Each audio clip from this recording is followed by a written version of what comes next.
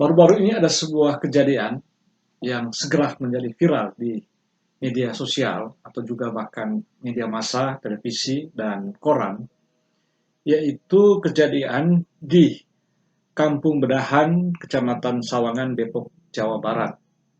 Seorang ustadz mengaku telah berhasil menangkap babi ngepet yang adalah siluman. Yang kata si ustadz ini bahwa siluman itu atau orang-orang jadian ini kerjanya adalah mencuri uang warga.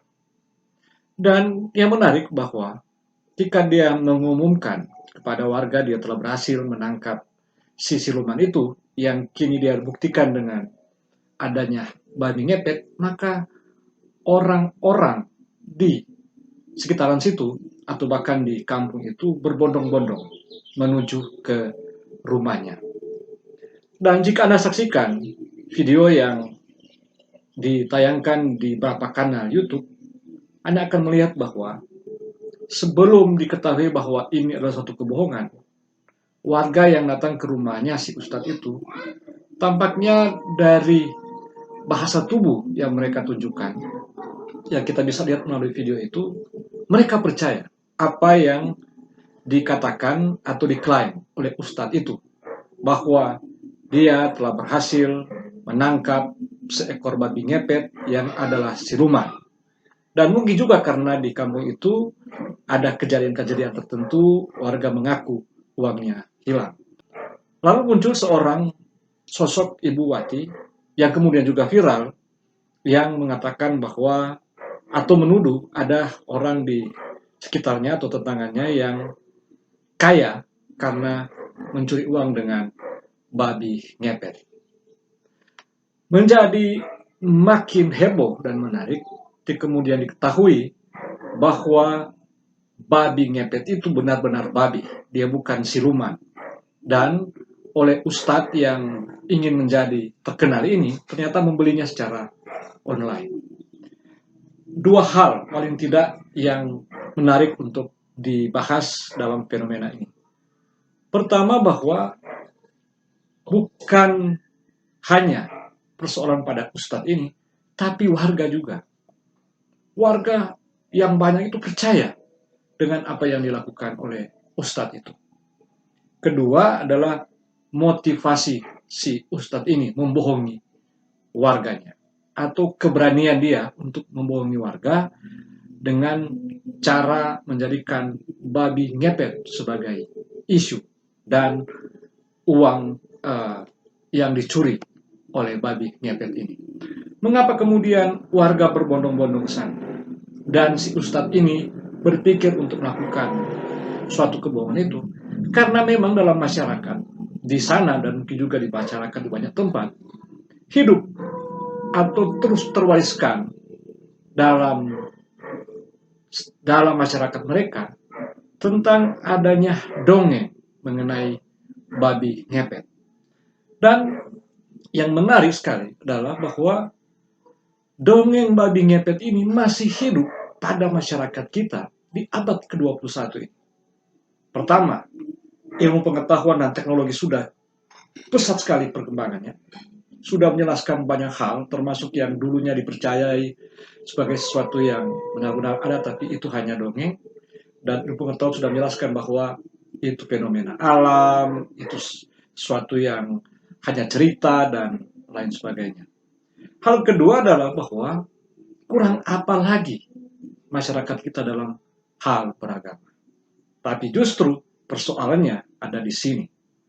Bahwa ketika menyebut agama seolah-olah orang menunjuk pada misalnya agama-agama yang datang dari luar. Misalnya kita menyebut agama-agama semistis itu, Kristen atau Islam. Lalu kemudian ketika orang menyebut bahwa ini sudah abad 21, orang langsung menunjuk pada perkembangan ilmu pengetahuan dan teknologi. Yang mestinya bahwa masyarakat sudah mencapai tingkat rasionalisme yang tinggi. Tapi mengapa masih muncul fenomena ini? Dan ini salah satu dari banyak fenomena babi ngepet ya. Tapi kepercayaan orang-orang Indonesia terhadap hal-hal yang serupa, magis mistis, yang seolah-olah dapat dibenarkan secara agama hanya karena mengatasnamakan agama, misalnya entah Kristen, entah Islam, dan lain sebagainya. Di Kristen fenomena minyak urapan misalnya, atau fenomena penyembuhan ilahi. Saya pernah mengatakan bahwa sebenarnya yang disebut dukun itu bukan hanya terdapat dalam praktek agama suku atau agama leluhur, tapi juga dalam agama Kristen. Misalnya praktek penyembuhan ilahi. Orang-orang diminta untuk hanya membawa air putih misalnya, lalu kemudian didoakan, dan itu sudah dianggap memiliki khasiat. Dan itu praktek perdukunan modern sebenarnya. Nah, mengapa ini terjadi?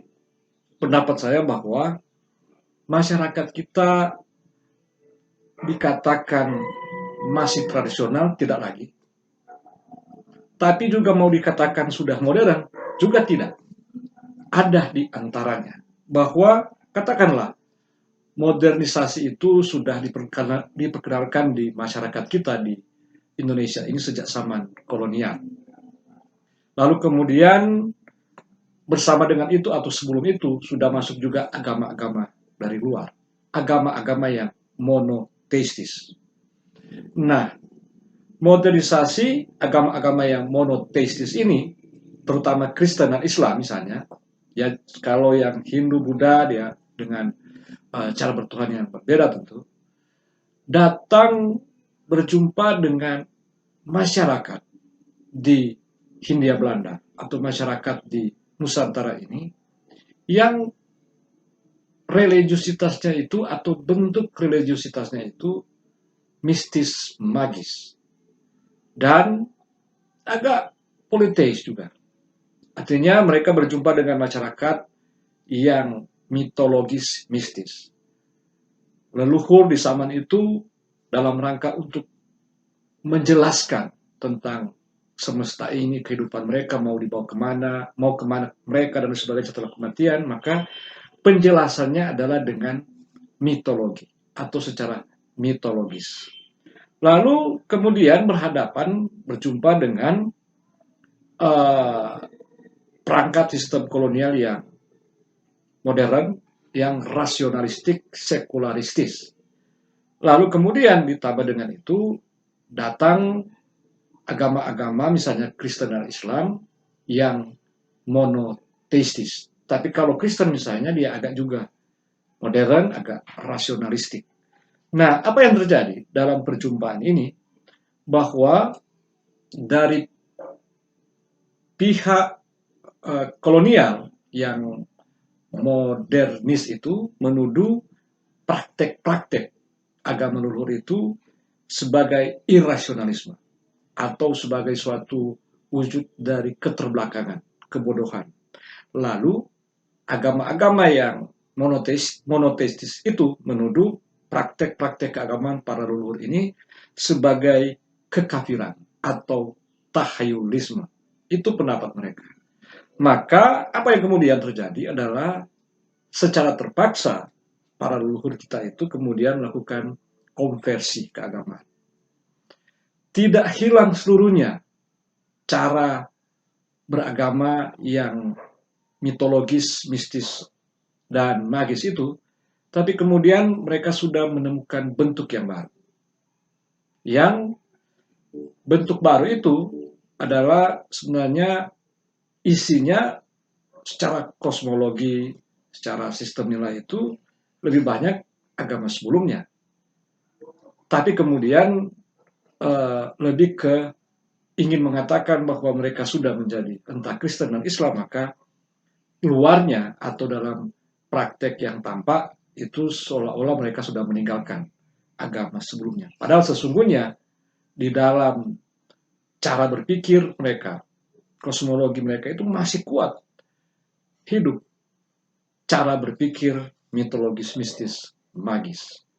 Lalu kemudian modernisasi terutama oleh pemerintah kolonial dan pendidikan modern yang diperkenalkan membawa orang-orang di tempat ini atau di Indonesia ini pada cara berpikir yang dualistis.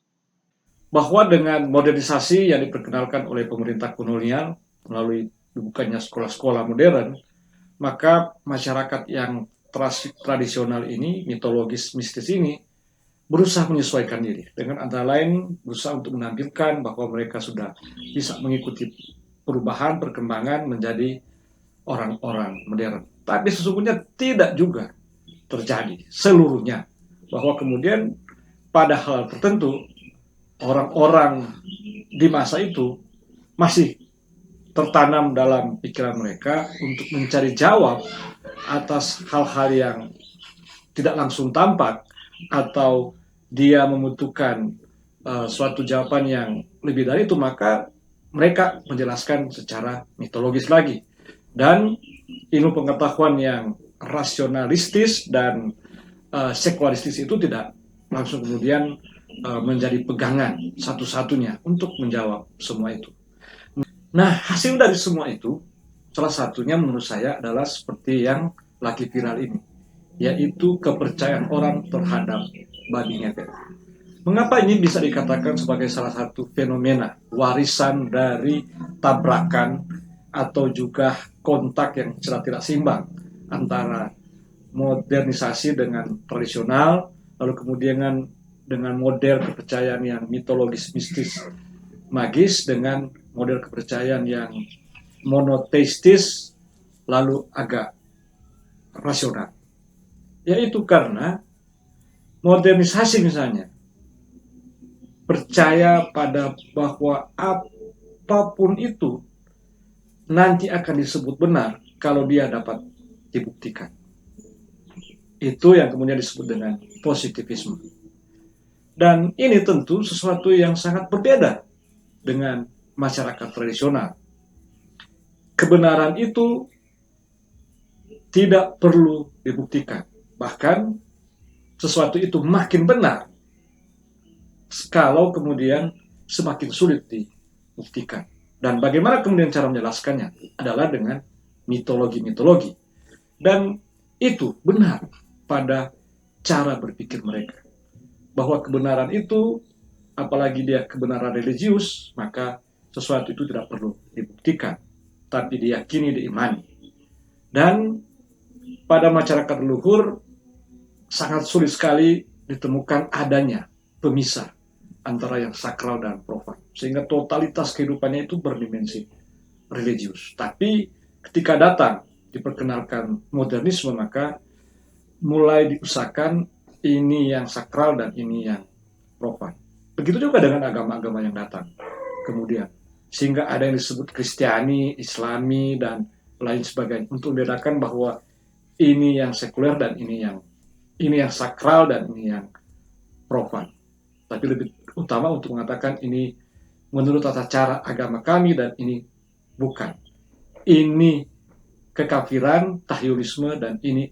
Jadi kepercayaan terhadap hal-hal yang supranatural, adikodrati, yang sakral, yang kudus, atau yang hanya dapat dipahami secara mitologis di masa lalu, mungkin antara lainnya adalah kepercayaan terhadap babi ngepet, burung ini, binatang ini, dan lain sebagainya yang itu mereka adalah makhluk mitologis, berbeda tentu dengan kepercayaan orang-orang Indonesia hari ini yang sudah tidak tradisional tapi juga tidak modern. Misalnya babi ngepet di Depok ini. Bahwa kemudian si Ustadz ini seorang yang tidak lagi tradisional tapi juga tidak modern. Seorang yang beragama monoteistis tapi kesadarannya itu masih mewarisi kesadaran yang mistis magis dari zaman lampau itu. Maka yang terjadi adalah bahwa untuk mengatakan kepada orang-orang bahwa yang dulunya itu tidak perlu dibuktikan tentang makhluk siluman atau tentang kepercayaan seperti itu, maka dengan mudah dia dapat melakukan itu, dan orang-orang juga yang serupa dengan cara berpikirnya percaya dengan itu.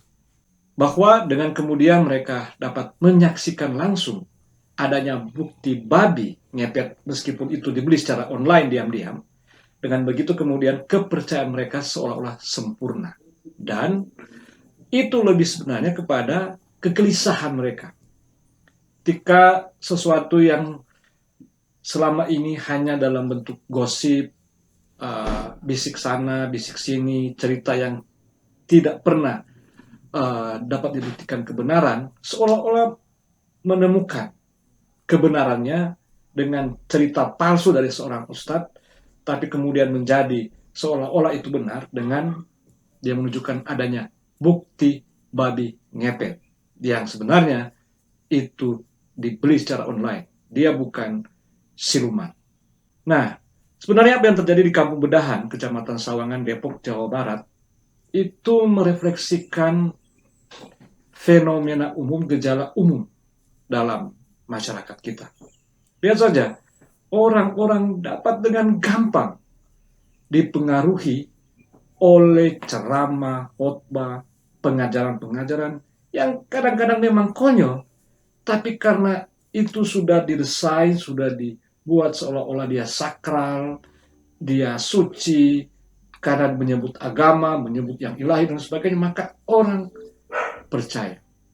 Sementara hal-hal yang sudah jelas, bahwa membunuh itu adalah kejahatan kemanusiaan, itu kemudian diabaikan atau dianggap itu kan hanya cerita saja orang-orang modern bahwa nyawa itu berkaitan dengan hak asasi manusia dan lain sebagainya.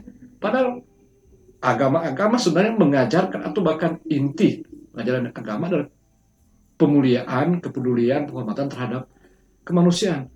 Tapi orang-orang beragama yang di satu pihak masih mewarisi cara berpikir mitologis, mistis, rasional yang tidak lagi sempurna itu, tapi kemudian juga tidak modern dan juga ternyata tidak paham banyak mengenai agamanya, hasilnya adalah sebuah kekonyolan. Dan mungkin itu adalah juga bisa katakan sebuah kebodohan yang ditampilkan ke publik. Dan ini tantangan bagi Indonesia ini. Sekali lagi, ini kembali ke persoalan pendidikan. Nah, kalau pendidikan pun itu pendidikan keagamaan, tidak dapat memberdayakan orang secara kognitif, secara spiritual, mental, atau tidak dapat membebaskan orang dari kebodohan-kebodohan, pun itu atas nama agama, atau irasionalisme religius itu, maka di situ persoalannya. Tapi bagaimana kemudian kita mengatakan bahwa pendidikan di Indonesia sudah siap atau sudah maksimal dalam hal mengatasi masalah itu? Bayangkan saja, bahan ajar pendidikan keagamaan isinya tidak dalam rangka mendorong, memotivasi para siswa, para murid untuk dapat secara arif bijaksana memaknai kehadiran dirinya bersama-sama dengan orang lain, atau tidak justru mendorong para muridnya untuk membangun relasi secara damai, dialogis dengan orang lain. Malah yang ada adalah bahan ajar yang justru memprovokasi, mengajarkan orang untuk saling membenci, bahkan untuk menganjurkan melakukan kekerasan. Nah, ini persoalan besar pendidikan di Indonesia. Kalau ini tidak diatasi, maka irasionalisme, tahyulisme, babi ngepet itu akan terus terjadi dan dia akan berlangsung dalam bentuk-bentuk yang berbeda. Salah satunya mungkin, dan saya kira itu pasti ada hubungannya, adalah antara irasionalisme ini dengan motivasi keagamaan yang tidak membebaskan orang dari tahyulisme agama atau kebodohan adalah terorisme. Demikian saya, Denny Pinontoan. Salam.